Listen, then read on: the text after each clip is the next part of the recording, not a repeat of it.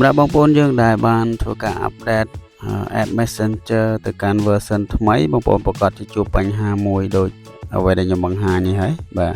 នៅក្នុង chat របស់យើងហ្នឹងគឺមាន account Facebook មួយចំនួនដែលខាង Facebook គេណែនាំឲ្យយើងអាចទៅអញ្ចឹងណាបាទអញ្ចឹងវាធ្វើឲ្យរំខានមែនតើប៉ុន្តែសម្រាប់បញ្ហាមួយនេះគឺយើងអាចដោះស្រាយបានទេវាអត់ជាបញ្ហាអីធំដុំទេបាទអូខេតោះអញ្ចឹងដើម្បីកុំឲ្យវែងឆ្ងាយយើងទៅដឹងពីដោះស្រាយបញ្ហាមួយនឹងបងប្អូនគ្នា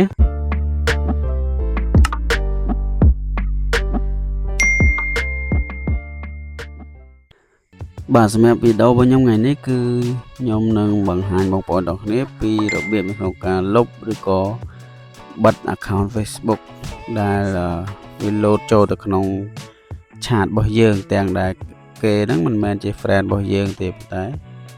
វា load ចូលទៅក្នុង chat របស់យើងធ្វើឲ្យ chat របស់យើងវាអញ្ញែអញ្ចឹងណាតោះអញ្ចឹងទៅដឹងពីរបៀបក្នុងការលុបទាំងអស់គ្នាអូខេអញ្ចឹងជំហានដំបូងយើងចុចបើក app Messenger របស់យើងមកតោះមកយើងអូសចូលមកក្រោមរកកន្លែង account Facebook ដែលFacebook ណែនាំយើងឲ្យយើង add ទៅគេអញ្ចឹងណាបាទ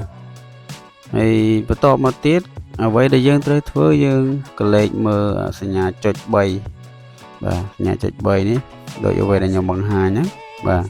អញ្ចឹងយើងចុចកន្លែងសញ្ញាចុច3ហ្នឹងមកវានឹងបង្ហាញជំរឿសឲ្យយើងលាក់បន្តមកកន្លែងនេះយើងចុចទៅលើពាក្យថាលាក់ការណែនាំបាទចុចមកបាទតែប៉ុណ្ណឹងគឺឲ្យលាយបាត់0ឆឹងតែម្ដងបាទបងប្អូនឃើញទេវាឡើងលោតរំខានយើងទៀតហើយបាទអូខេអញ្ចឹងសម្រាប់វីដេអូរបស់ខ្ញុំថ្ងៃនេះគឺមានប៉ុណ្ណឹងទេបាទ